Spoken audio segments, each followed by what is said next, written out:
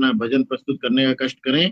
इस कार्यक्रम में श्रीमती वेद बजाज जी जुड़ चुकी हैं, उनका हम स्वागत करते हैं। द्रौपदी तनेजा जी हमारे इस कार्यक्रम में जुड़ चुकी हैं, उनका भी मैं स्वागत करता हूं। सविता बोरा जी हमारे इस कार्यक्रम में जुड़ चुकी हैं, उनका भी स्वागत है। श्रीमती नीतन कोचर जी हमारे इस कार्यक्रम में जुड़ी हैं, उनका भी स्वागत है। सविता गुप्ता जी हमारे इस कार्यक्रम में जुड़ी हैं, उनका स्वागत है। रश्मि भार्गव जी हमारे इस कार्यक्रम में जुड़ी हैं, उनका भी हम स्वागत करते हैं। और शुभम कुमार जी हमारे इस कार्यक्रम में जुड़े हैं, उनका भी हम स्वागत करते हैं। और अब हम निवेदन करेंगे विजय बधावन बहन से कि वो अपना भजन प्रस्तुत करने का कष्ट। ओम जी, सभी को सादर नमस्ते जी। ज्ञान की गंगा बह रही है, सभी उसमें आनंद ले रहे हैं। काफी लोगों को अब कोरोना ने जगा दिया है, तो सत्संग के माध्यम से बहुत लोग लाभ ले रहे हैं। तो आज मैं भी एक भजन यही है कि जो अभी भी सो रहे हैं वो भी उठ जाए और सत्संग में शामिल हो जाए। ओम। सोते सोते सोना बहू तेरा हो गया, जागो जागो ज्ञान का सवेरा हो गया। सोते सोते सोना बहू तेरा हो गया, जागो जागो ज्ञान का सवेरा हो गया। सोने जैसा सूरज है, सोने जैसी किरणें, सोने की चमक लगी कोने कोने गिरने। सोने जैसा सूरज है, सोने जैसी किरणें, सोने की चमक लगी कोने कोने गिरने। कोना कोना घर का सुनहरा हो गया, जागो जागो ज्ञान का सवेरा हो गया। जागो जागो ज्ञान का सवेरा हो गया। सोते सोते सोना बहू तेरा हो गया, जागो जागो ज्ञान का सवेरा हो गया। जग में जन्म लेके दुनिया में आना, अलख जगा के फिर आगे बढ़ जाना। जग में जन्म लेके दुनिया में आना, अलख जगा के फिर आगे बढ़ जाना। आना जाना योगी वाला फेरा हो गया, जागो जागो ज्ञान का सवेरा हो गया। जागो जागो ज्ञान का सवेरा हो गया। सोते सोते सोना बहू तेरा हो गया, जागो जागो ज्ञान का सवेरा हो गया। दिया था प्रभु ने मन मंदिर बना के, कहा इसे रखना सवार के सजा के। दिया था प्रभु ने मन मंदिर बना के, कहा इसे रखना सवार के सजा के। मन सारे व्यसनों का डेरा हो गया, जागो जागो ज्ञान का सवेरा हो गया। सोते सोते सोना बहू तेरा हो गया, जागो जागो ज्ञान का सवेरा हो गया। यहाँ जो मिला है सब यहीं पे रहेगा, कुछ भी यहाँ का तेरे संग न चलेगा। यहाँ जो मिला है सब यहीं पे रहेगा, कुछ भी यहाँ का तेरे संग न चलेगा। यूं ही तेरा मेरा मेरा तेरा हो गया, यूं ही तेरा मेरा मेरा तेरा हो गया। जागो जागो ज्ञान का सवेरा हो गया। सोते सोते सोना बहू तेरा हो गया, जागो जागो ज्ञान का सवेरा हो गया। सही या गलत कुछ देवे ना दिखाई, सच है कि झूठ है बुराई या भलाई। सही या गलत कुछ देवे ना दिखाई, सच है कि झूठ है भलाई या बुराई। इतना दिमागों में अंधेरा हो गया, इतना दिमागों में अंधेरा हो गया। जागो जागो ज्ञान का सवेरा हो गया, सोते सोते सोना बहू तेरा हो गया, जागो जागो ज्ञान का सवेरा हो गया। सोच के चले थे कभी हौसला न ढाएंगे, संकटों को झेल के भी मंजिलों को पाएंगे। सोच के चले थे कभी हौसला न ढाएंगे, संकटों को झेल के भी मंजिलों को पाएंगे। राहों में ही पथिक बसेरा हो गया, जागो जागो ज्ञान का सवेरा हो गया, जागो जागो ज्ञान का सवेरा हो गया, जागो जागो ज्ञान का सवेरा हो गया। बहुत सुंदर भजन, प्रेरणादायक भजन, और ऐसा भजन जो हम लोग दिन भर सत्संग करते हैं, सत्संग सुनते हैं, सत्संग जाते हैं, लेकिन फिर भी अपने नहीं जगा पाते। और सोते सोते सोना बहुतेरा हो गया, जागो जागो ज्ञान का सवेरा हो गया। बहुत सुंदर भजन आपने प्रस्तुत किया, प्रेरणादायक भजन था। और इस भजन को सुनकर यदि फिर भी हम अगर नहीं बदले, अपने अपने अपने इस मनुष्य जीवन को अगर हमने सफल नहीं किया, उस परमेश्वर की संपूर्ण प्रकृति को देखकर अगर हम लोग आह्लादित नहीं हुए, या संसार में रहकर हम अपने जीवन को श्रेष्ठ नहीं बना पाए, तो भी मैं समझता हूँ आपका जीवन पूरा निरर्थक है, और ये जन्म बार बार नहीं मिलेगा। इसलिए हम अपने को जगाएं, और ज्ञान का जो एक ज्ञान है उसको, सवेरे को हम अपने जीवन में अवतरित करें। बहुत बहुत धन्यवाद विजय बधवान बहन जी, और आपने बहुत ही सुंदर भजन प्रस्तुत कर हम लोगों को आनंदित कर दिया। हमारे इस कार्यक्रम में शुभम कुमार जी हमारे इस कार्यक्रम में जुड़ चुके हैं, उनका हम हार्दिक स्वागत करते हैं। सुरेश पालीवाल जी हमारे इस कार्यक्रम में जुड़े हैं, उनका भी हम स्वागत एवं अभिनंदन करते हैं। अनिल नायर जी हमारे इस कार्यक्रम में जुड़े हैं, उनका भी स्वागत करते हैं। और कविवर कृष्ण अवतार गौतम जी हमारे इस कार्यक्रम में जुड़ चुके हैं, आज उनके कविता भी हम लोगों को सुनने को मिलेगी, उनका हम स्वागत करते हैं। डॉक्टर पंकज उत्पल जी हमारे इस कार्यक्रम में जुड़ चुकी हैं, उनका भी स्वागत है। और राष्ट्रपति पुरस्कार से सम्मानित शशि भूषण जी हमारे इस कार्यक्रम में जुड़ चुके हैं, उनका भी हम हार्दिक स्वागत एवं अभिनंदन करते हैं। और आज हम चलते हैं अपने प्रमुख विषय पर, और बड़ा महत्वपूर्ण विषय है। 21 जून 2023 को विश्व योग दिवस है, अंतरराष्ट्रीय योग दिवस। और ये योग दिवस अभी कुछ ही वर्षों से प्रारंभ हुआ है, और इस योग दिवस पर हमारा कार्यक्रम, क्योंकि मंगलवार नहीं है इसलिए उस दिन नहीं हो पाता, इसलिए आज हमने अपने भाई डॉक्टर भूपेन्द्र शर्मा जी से निवेदन किया कि आप योग दिवस की पूर्व दिवस पर अपना एक व्याख्यान हम लोगों के लिए प्रस्तुत करें, जिससे कि हम योग को 21 जून तक अपने को प्रिपेयर कर सकें, अपने को और आह्लादित कर सकें कि हम योग दिवस को बहुत ही अच्छी तरीके से मनाएंगे। तो आज बहुत महत्वपूर्ण विषय है, योग क्या, क्यों और कैसे। योग की क्या उपयोगिता है, कैसे हमें करना चाहिए, और क्या चीज है योग। अंतरराष्ट्रीय योग दिवस है, हम लोग बिना योग के 1 मिनट भी अपने जीवन को व्यवस्थित नहीं कर सकते। तो आइए हम सुनते हैं भूपेन्द्र शर्मा जी से, डॉक्टर भूपेन्द्र शर्मा जी से उदयपुर के, आप उदयपुर से हमारे इस कार्यक्रम में जुड़ते हैं, तो मैं उनसे निवेदन करूंगा कि वो अपना व्याख्यान, अपना उद्बोधन प्रारंभ करने का कष्ट। जी बहुत बहुत धन्यवाद, आभार। इस कार्यक्रम में सम्मिलित सभी महान भावों को बहुत बहुत धन्यवाद। आप सभी का हार्दिक स्वागत है। मैं उदयपुर राजस्थान से, महर्षि देवदयानंद सरस्वती की कर्मभूमि, यहीं पर सत्यार्थ प्रकाश का महर्षि दयानंद सरस्वती ने नवलखा महल गुलाबाग उदयपुर में प्रणयन संपन्न किया था। ऐसी पवित्र भूमि जो महाराणा प्रताप की भूमि है,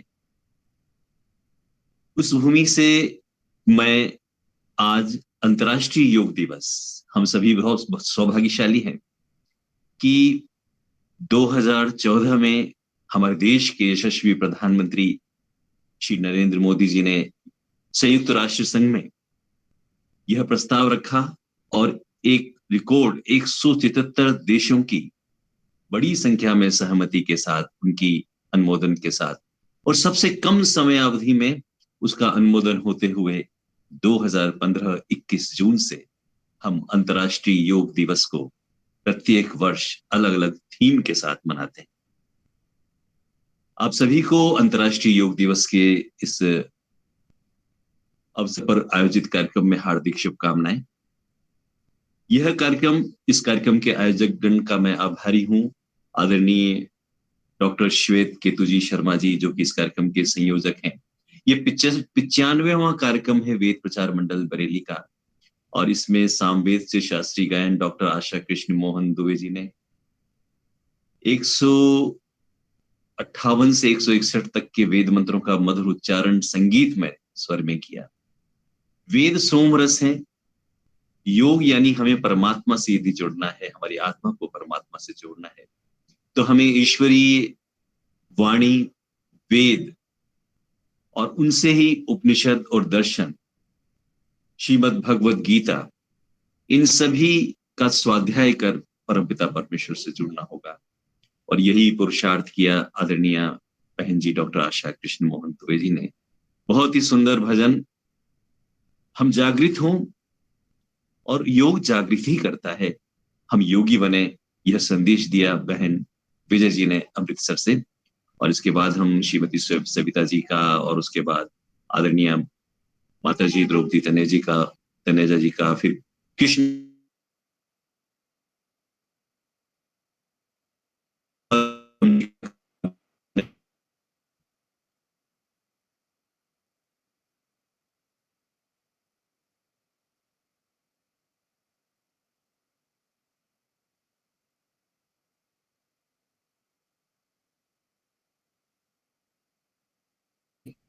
आज विश्व में सबसे बड़ी समस्या ही यही है कि हम सब अलग अलग पूजा पद्धतियों के साथ, मत पंत्र संप्रदायों के साथ बिखरे हैं।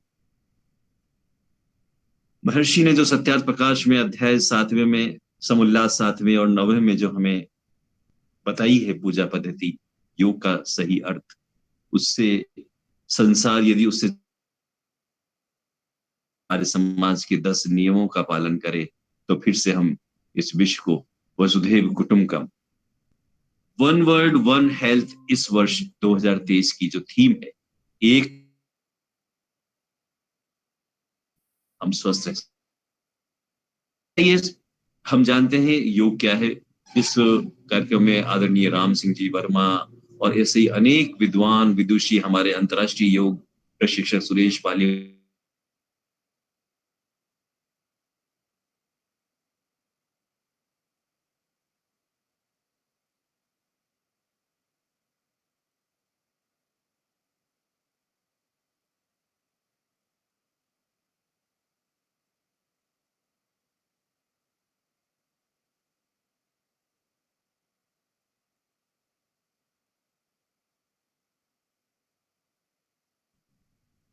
महर्षि पतंजलि ऋषि प्रणीत योग दर्शनम के प्रथम पाठ समाधिपाद के दूसरे सूत्र में हम सभी जानते हैं, योगश्चित वृत्ति निरोध, यानी चित्त की वृत्तियों को रोक देना, मन के विचारों को रोक देना योग है। अब वृत्ति, चित्त में जीवन की प्रेरणा से जो नाना प्रकार की तरंगें उत्पन्न होती हैं, उन्हीं को वृत्ति कहते हैं। जैसे दर्पण में चित्र उभरते हैं, वैसे ही मन में भी उतरते हैं। उन वृत्तियों को जानकर वैराग्य और अभ्यास से रोक देने का नाम योग है। इस योग को हम अंतर्राष्ट्रीय स्तर पर योग दिवस के मना रहे हैं। केवल इस योग शब्द का ही अर्थ पूरा विश्व सही मायने में जान ले। मनुर्भव, हम सब मनुष्य बन जाए, संगच्छध्वम संवदतम, हम एक साथ चले, हम सबकी एक जैसी भाषा हो, एक पूजा पद्धति हो, एक वाणी हो, एक विचार हो, एक लक्ष्य हो, तो यह जो पूरा विश्व है, यह वसुधैव कुटुंबकम की हमारे देश की जो अवधारणा है, हमारी वेदों की जो यह अवधारणा है, उस पर चल कर करता है।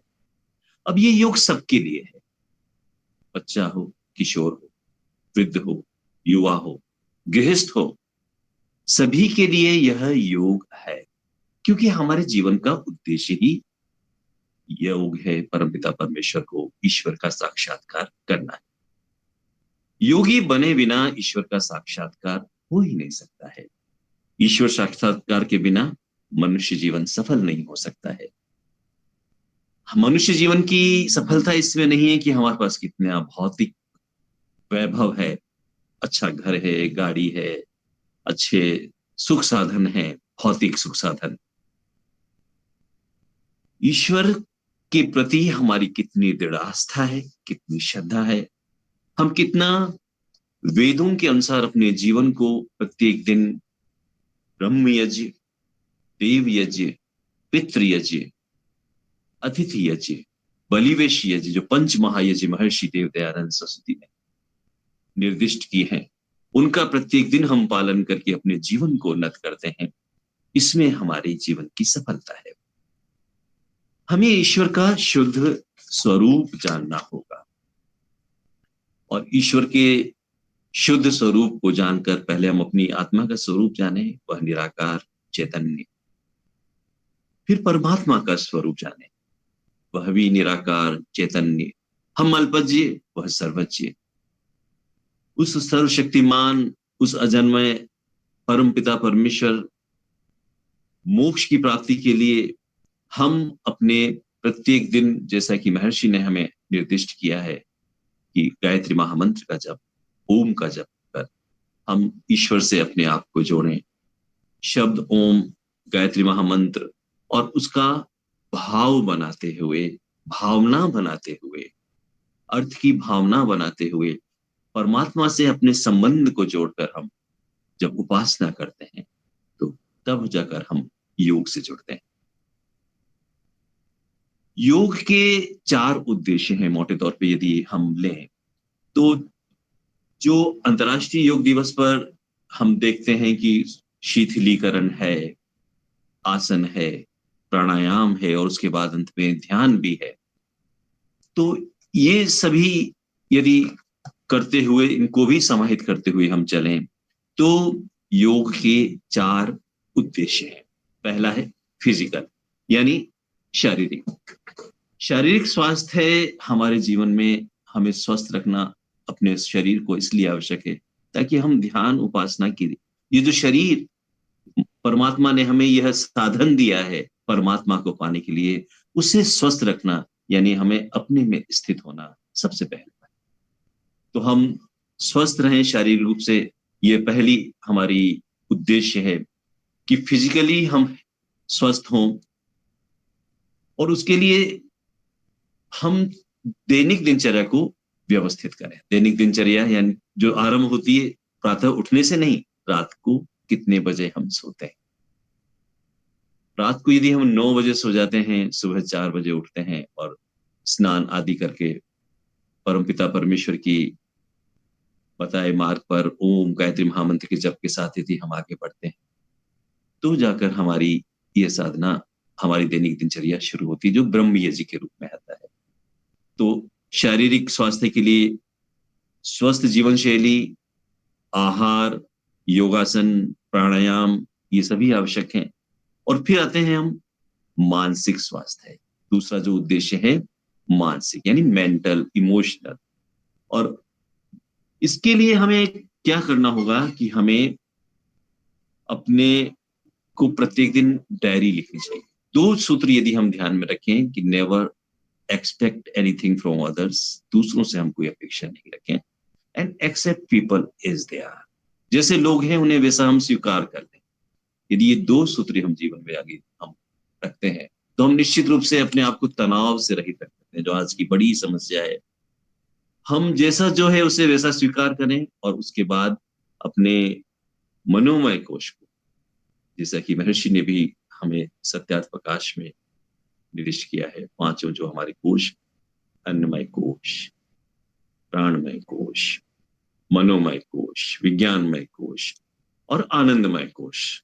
इन कोशों की यात्रा से उन्नत होते हुए हम आगे बढ़ें तो मानसिक स्वास्थ्य के लिए हमें प्राणायाम, और प्राणायाम में जो ये श्वसन क्रियाएं बताई जाती है, भ्रामरी, अनुलोम विलोम, शीतली, जो हमारे अंतर्राष्ट्रीय योग दिवस के प्रोटोकॉल में है, ये हमारे स्वास्थ्य, जो शारीरिक स्वास्थ्य है, हमारे ब्लड प्रेशर को नॉर्मल करने के लिए ठीक है। लेकिन हम जो यहाँ जो 4 प्राणायाम महर्षि ने बताए हैं मन को नियंत्रित करने के लिए, उन्हें, और उनमें सबसे पहले हमें बाह्य प्राणायाम करना होगा। और इसकी जो प्रक्रिया है, मैं इस कार्यक्रम में आपको अंत में संक्षेप में जो अष्टांग योग पर आधारित एक छोटा सा ध्यान है, उसका क्रियात्मक अभ्यास हम सभी मिलकर सामूहिक रूप से इस कार्यक्रम में हम करेंगे। तीसरी जो हेल्थ है वो आज है बहुत जरूरी, सोशल हेल्थ, यानी सामाजिक सामाजिक रूप से हमारा स्वास्थ्य कैसा है। और इसके लिए हमें बहुत अच्छा सूत्र है, इसके लिए मैत्री, यानी हम अपने आप को सामाजिक रूप से कैसे स्वस्थ मजबूत रख सकते हैं। मैत्री हम उनसे रखें जो हमारे सेम लेवल पे हैं, उनसे हमें हमारा उनके प्रति मैत्री का भाव हो। दूसरा करुणा, जो हमसे थोड़े कमतर है उनके प्रति हम करुणा का भाव रखें। मुदिता यानी प्रसन्न होना उनके प्रति हो जो हमसे सुपीरियर हैं, उनकी आध्यात्मिक, सामाजिक, आर्थिक उन्नति से हमें हर्ष का अनुभव हो। और चौथी उपेक्षा, उपेक्षा हमें उनकी करनी है जो थोड़ा दुष्ट प्रवृत्ति के हैं, नकारात्मक प्रवृत्ति के हैं, जो हमें कुछ हानि पहुंचा सकते हैं, उनकी हम उपेक्षा रखें। तो इससे हम अपनी सामाजिक जो ये स्वास्थ्य है उसे हम अनुकूल कर सकते हैं। अब हमें जो महर्षि पतंजलि ने अष्टांग योग पर यम और नियम दो, जो व्यवहार काल, हमारा जो योग है वो आध्यात्मिक काल और व्यवहार काल दोनों के लिए।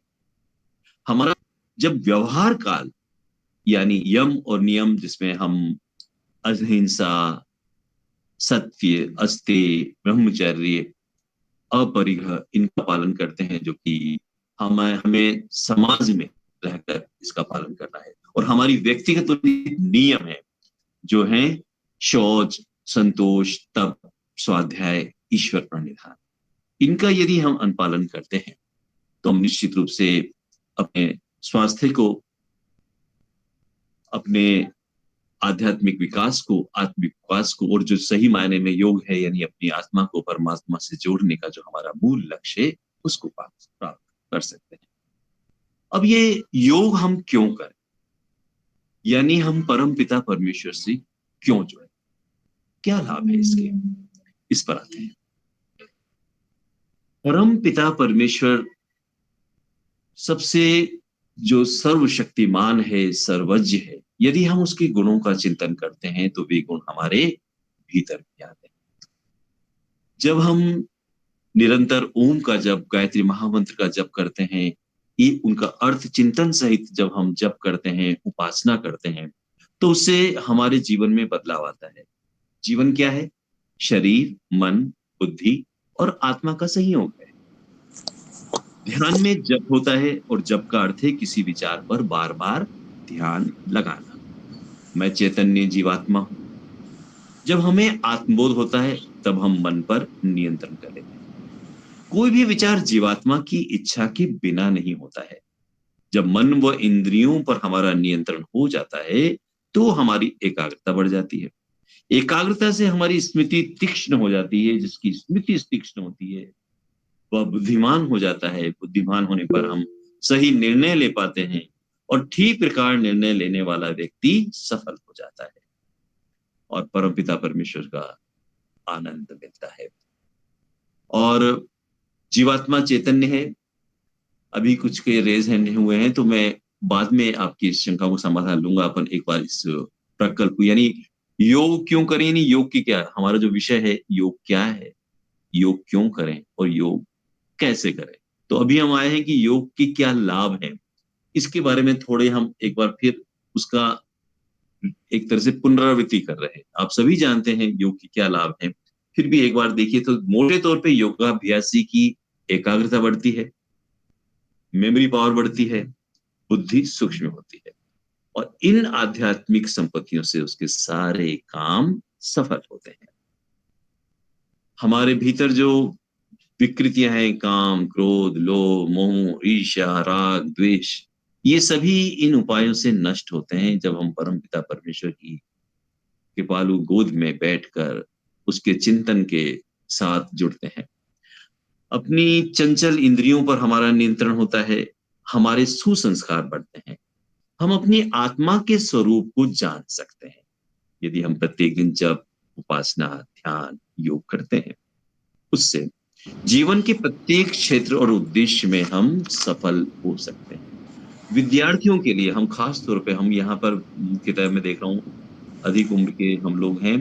विद्यार्थियों को हम मेडिटेशन एक आधुनिक नाम देकर, जैसा कि मैं वानप्रस्थ साधक आश्रम रोजड़ गुजरात का वैदिक ध्यान प्रशिक्षक हूँ, हम इसे एक सरल रूप में, महर्षि देव दयानंद सरस्वती ने हमें वैदिक संध्या के रूप में श्रेष्ठतम उपासना पद्धति दी है। वैदिक संध्या वो संस्कृत में है।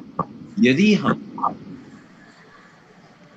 उसी का सरल रूप जो वैदिक ध्यान के रूप में हम यहाँ, जिसका मैं आपको यहाँ अष्टांग योग पर आधारित थोड़ा क्रियात्मक अभ्यास करवाने का प्रयास करूंगा, उससे ही यदि विद्यार्थियों को जोड़ें, उन्हें बताएं कि यदि आप भगवान से जुड़ेंगे, परमात्मा से जुड़ेंगे, आपके संस्कार अच्छे होंगे, आपका मन नियंत्रित होगा, आपकी आपको पवित्रता का भाव, सात्विकता का भाव आपके जीवन में आएगा, आपके श्रेष्ठ संस्कार इससे बढ़ेंगे, आपकी स्मरण शक्ति बढ़ेगी, आपके अच्छे अंक आएंगे। उन्हें लाभ बताने पड़ेंगे कि ये क्यों करें। अब आते हैं हम, तो इस अनेक अनेक लाभ हैं। यदि मैं यहाँ पे लाभों की बात करूं तो पूरा समय हमारा इसी में हो जाएगा। मुख्य रूप से जो हमने कोरोना में देखा कि भय, कई लोग कोरोना के कारण इस दुनिया से नहीं गए, भय के कारण चले गए। तो जब हम परमपिता परमेश्वर से जुड़ते हैं, रोज यज्ञ करते हैं, हवन करते हैं, रोज योग करते हैं, प्राणायाम करते हैं, तो हम निर्भय होते हैं। तो एक बड़ी चीज निर्भयता की है। फिर ये आत्मिक विकास, परमात्मा के हम अधिक से अधिक समीप आते हैं। और आज सबसे बड़ी आवश्यकता है धार्मिकता। धार्मिकता का उदय होता है। मैं सहमत हूं कि हम सभी विद्वान नहीं हो सकते, लेकिन हम सभी धार्मिक हो सकते हैं। हमारी इस वैदिक सत्य सनातन संस्कृति को यदि हमें अक्षुण्ण रखना है, तो हमें ब्रह्म यज्ञ, मेडिटेशन, योग, ध्यान, उपासना और दूसरा यज्ञ, हवन, अग्निहोत्र, ये जो दो पंख हैं, इन दो पंखों से ही हमें मुक्ति मिल सकती है, मोक्ष मिल सकता है।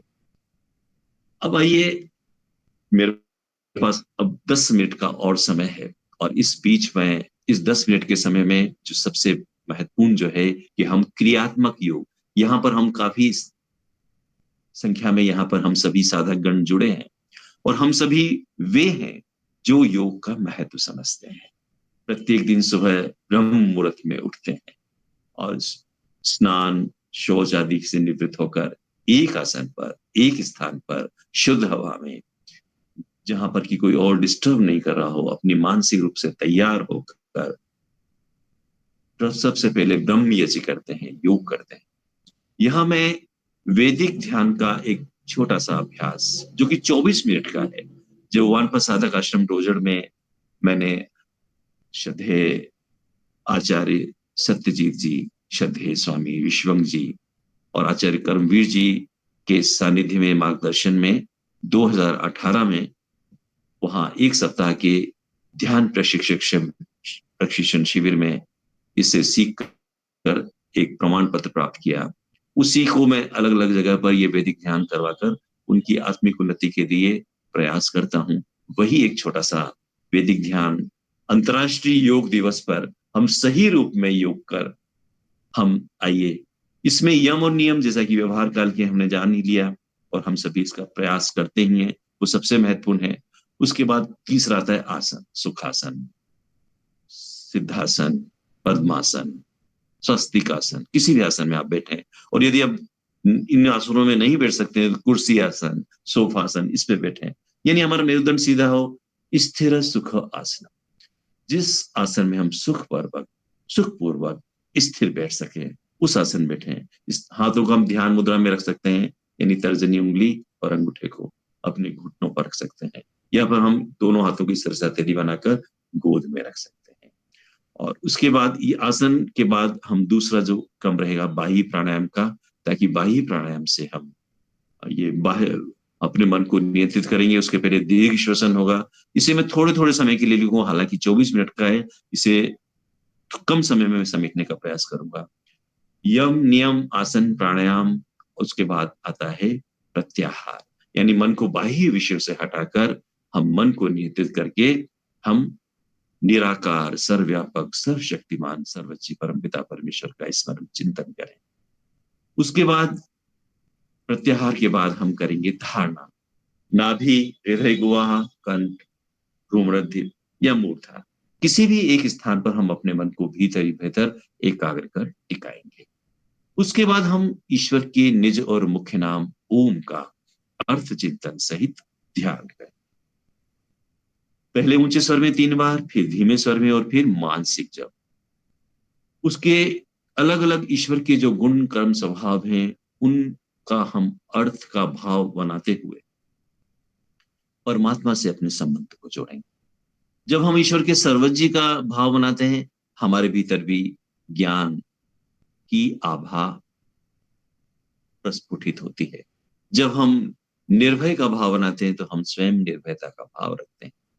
तो हर गुण का हम पर प्रभाव निश्चित पड़ता है और हर योगी को सबसे पहले यह अटूट श्रद्धा और विश्वास होना चाहिए कि मैं जो यह योग की पद्धति अपना रहा हूं वह 100% वेदों पर आधारित ईश्वर द्वारा बताए गए मार्ग की है और इससे मैं निश्चित रूप से अपनी आत्मिक उन्नति करूंगा। यह हमें आत्मविश्वास होना चाहिए और यह प्रमाणित है, वेदों के आधार पर यह पूर्णतः प्रमाणित है। तो उसके बाद फिर हम मौन होंगे, फिर धन्यवाद देंगे ईश्वर को और फिर बाहर निकलेंगे ध्यान से। समय हालांकि थोड़ा मैं अतिक्रमण करूंगा, 5-7 मिनट में प्रयास करूंगा। आप सभी से निवेदन है, अपने मेरुदंड को सीधा रख ध्यान मुद्रा में अपने शरीर को तनाव खिंचाव से रहित कर, यदि आप चश्मा पहनते हैं तो चश्मे को उतार दीजिए। अपने शरीर को तनाव खिंचाव से रहित कर लीजिए, मन को शांत कर लीजिए, चेहरे पर प्रसन्नता का भाव ले आइए और नेत्रों को कोमलता से बंद कर दीजिए। गायत्री महामंत्र का आप सभी अपने माइक को म्यूट करते हुए ऊंचे स्वर में धीमी गति से माइक को बंद ही रखिएगा। हम सभी मिलकर एक बार जप करते हैं। ओम भूर्भुवः स्वः तत्सवितुर्वरेण्यं भर्गो देवस्य धीमहि धियो यो नः प्रचोदयात्। संकल्प। हे परमात्मन, में विविध दुखों की निवृत्ति और आनंद की प्राप्ति के लिए अपने पूर्ण सामर्थ्य से आपका ध्यान करने के लिए आपकी शरण में आया हूं। मुझे इस कार्य में सफलता मिले ऐसी कृपा कीजिए। दीर्घ श्वसन, नासिका से गहरी लंबी धीमी श्वास भीतर लें और धीरे धीरे बाहर छोड़ें। सारा ध्यान श्वासों पर हो। बाह्य प्राणायाम कम से कम 3 बार करना होता है, यहां समय अभाव में हम एक बार ही करेंगे। मन को और नियंत्रित करने के लिए नासिका से श्वास भीतर लें, मूलेंद्री को संकुचित कर ऊपर की ओर खींचें, नासिका से श्वास को बलपूर्वक बिना झटका दिए एक साथ बाहर छोड़ें। श्वास बाहर ही रोक के रखें। नाभि के नीचे के भाग को पीछे थोड़ा ऊपर की ओर आकर्षित करें। पेट को पीठ की ओर दबा दें और मन ही मन ओम का जप करें।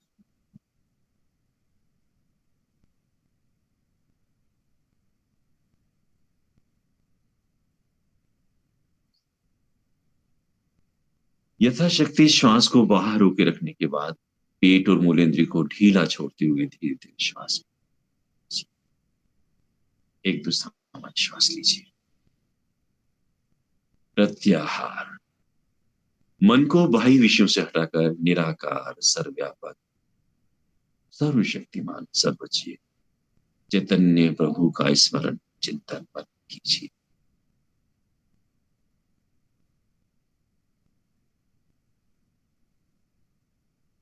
धारणा। अपने मन को शरीर के किसी भी एक भाग, नाभि, हृदय गुहा, कुंठ, कंठ, भ्रूमध्य या मूर्धा, किसी भी एक स्थान पर मन को भीतर ही भीतर एकाग्र कर टिका लीजिए। मन को वहीं टिके रहने दीजिए।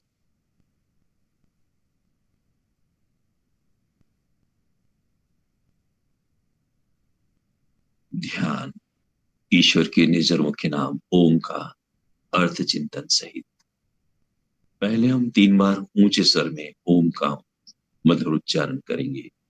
ईश्वर सर्वव्यापक है। इस आत्मा में जहां है मैं वहां पूरी धरा, इस पृथ्वी लोक, पूरे ब्रह्मांड ब्रह्मलोक तक परमपिता परमेश्वर। मन में ये भावना बनाए रखते हुए 3 बार ऊंचे स्वर में ओम का मधुर उच्चारण करेंगे। अपने माइक का आप म्यूट ही रखिएगा, श्वास भरिएगा और बाहर छोड़ते हुए ओम का मधुर उच्चारण।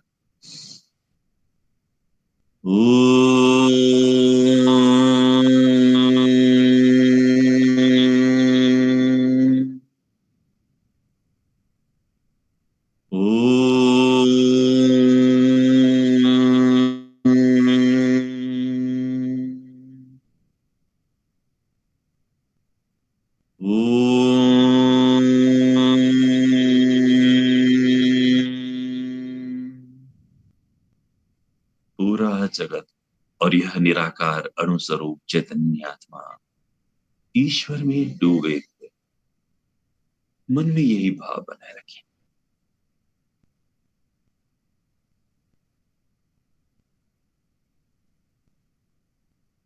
तीन बार हम धीमे स्वर में ओम का मधुर उच्चारण करेंगे।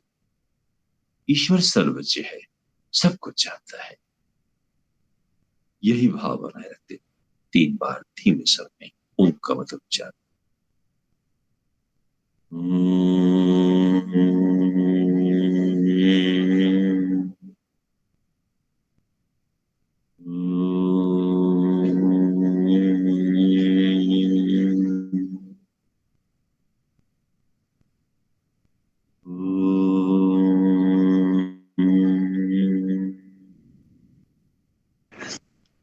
ईश्वर पूरे जगत को और इस निराकार अणुस्वरूप चैतन्य आत्मा को यथावत जानता है।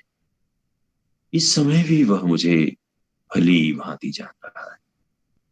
मेरे प्रत्येक विचार और भाव को ईश्वर यथावत जान रहा है। मन में यही भाव बनाए रखिए।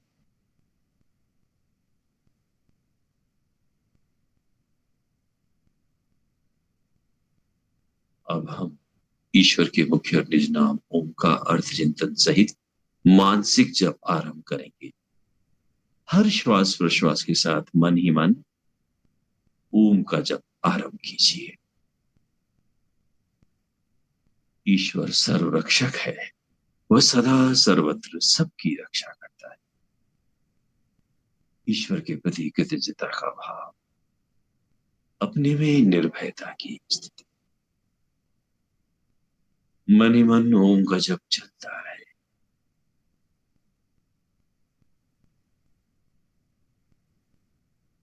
ईश्वर न्यायकारी है, वह सबके अच्छे बुरे कर्मों का उचित न्याय करता है। ईश्वर के न्याय को सहर्ष स्वीकारने का भाव, अपने में तनाव रहित होने की स्थिति। मन ही मन ओम का जप चलता रहे।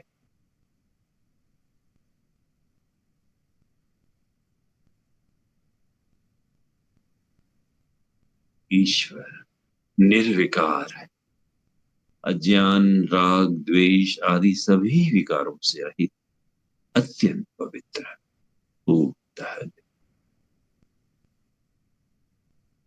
योगी बनो पवित्र बनो, जीवन में सच्चरित्र बनो।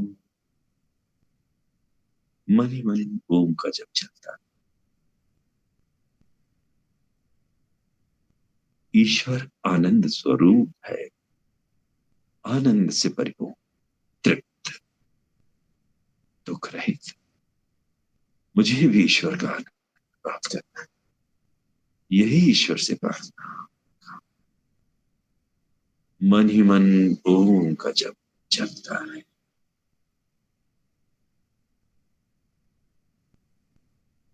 ओम के मानसिक जप को यही विराम देकर अंतर्मुखी हो जाए। पूर्ण गहन मौन में चले जाए।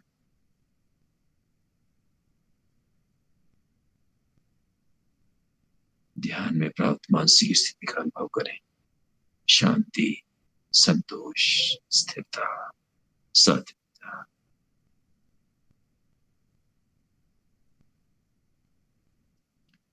ईश्वर के प्रति धन्यवाद, समर्पण, कृतज्ञता का भाव। हे ईश्वर दयानिधि, आपकी कृपा से जब उपासना रूप कर्मों को करते हम धर्म, अर्थ, काम, मोक्ष को शीघ्र प्राप्त हो। हे ईश्वर, आपका बहुत बहुत धन्यवाद। अब हम एक बार ओम और 3 बार शांति का धीमे स्वर में मधुर उच्चारण।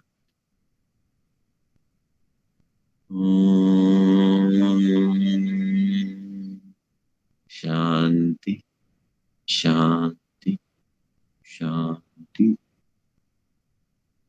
मन को श्वास प्रश्वास पर लाएं, पूरे शरीर पर लाएं। दोनों हाथ कहीं और रखें, पंजों, टखनों, पैर को थोड़ा हिलाएं, धीमे से करना अच्छी करनी। मानसिक स्थिति बनाए रखते हुए अपने नेत्रों को खोल सकते हैं। हम सभी ने यह संक्षेप में वैदिक ध्यान किया। इसका यदि आप 24 मिनट, हमें ईश्वर ने 24 घंटे प्रत्येक दिन दिए हैं, यदि कम से कम 24 मिनट भी अभ्यास करें तो भी हम परमपिता परमेश्वर योग के मार्ग पर आगे बढ़ सकते हैं। वैदिक ध्यान का यह जो वैदिक हमारा वानप्रस्थ साधक आश्रम रोजर है, वहां भी जो मैंने किया उसका भी मेरा YouTube पर इसका एक वीडियो है। YouTube पर मैं आदरणीय डॉक्टर श्वेत कुमार जी शर्मा साहब से निवेदन करूंगा कि वो मैं आपको भेजूंगा, आप सभी को मिल जाएगा, उससे भी आप अभ्यास कर सकते हैं। अस्तो मां सद्गमय, तमसो मां ज्योतिर्गमय, मृत्योर्मा अमृतम गमय। इसी प्रार्थना के साथ कि हम असत्य से सत्य की ओर, अंधकार से प्रकाश की ओर, मृत्यु से अमृत की ओर बढ़े। आप सभी ने श्रद्धा के साथ इस वैदिक ध्यान के सत्र और उससे पूर्व जो कुछ भी मुझे मेरे विचार थे योग संबंधी, जो मैंने वेद, उपनिषद, दर्शन अपने गुरुओं से प्राप्त किए, उन्हें साझा किया, उसके लिए आप सभी का हार्दिक आभार। मैं वेद प्रचार मंडल बरेली का बहुत बहुत आभारी, सभी आयोजकों का बहुत आभारी। सादर नमस्ते, धन्यवाद।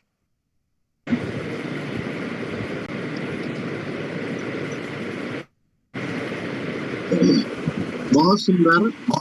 अभी योग के विषय में डॉक्टर भूपेन शर्मा जी ने बड़ा सुंदर चिंतन आपके समक्ष प्रस्तुत किया, और साथ में ध्यान की जो क्रिया का एक इतना बढ़िया प्रयोगात्मक रूप में हमारे सामने जो दिया है, अगर इसको हम प्रतिदिन, जैसा कि आपने कहा था 24 घंटे में केवल 24 मिनट अगर हम कर लें, तो मैं समझता हूँ हमारा जीवन और स्वास्थ्य हमारा दिन पे दिन अच्छा होता चला जाएगा, और हमारा मस्तिष्क भी अपने आप से पॉजिटिव हम सोचने के लिए होंगे। योग करने से आपने बताया कि काम, क्रोध, मोह, लोभ, ईर्ष्या, द्वेष सभी नष्ट हो जाते हैं। चंचल इंद्रियों पर नियंत्रण हो जाता है, और जीवन के प्रत्येक क्षेत्र में हम सफल हो सकते हैं। और विशेष रूप से विद्यार्थियों के लिए अगर योग में मेडिटेशन का अगर हमें उन्हें लाभ मिल जाए तो उनकी स्मरण शक्ति बढ़ जाती है, उनकी सोचने समझने की क्षमता बढ़ जाती है, और वो सकारात्मक दृष्टि से आगे बढ़ते हुए चले जाते हैं।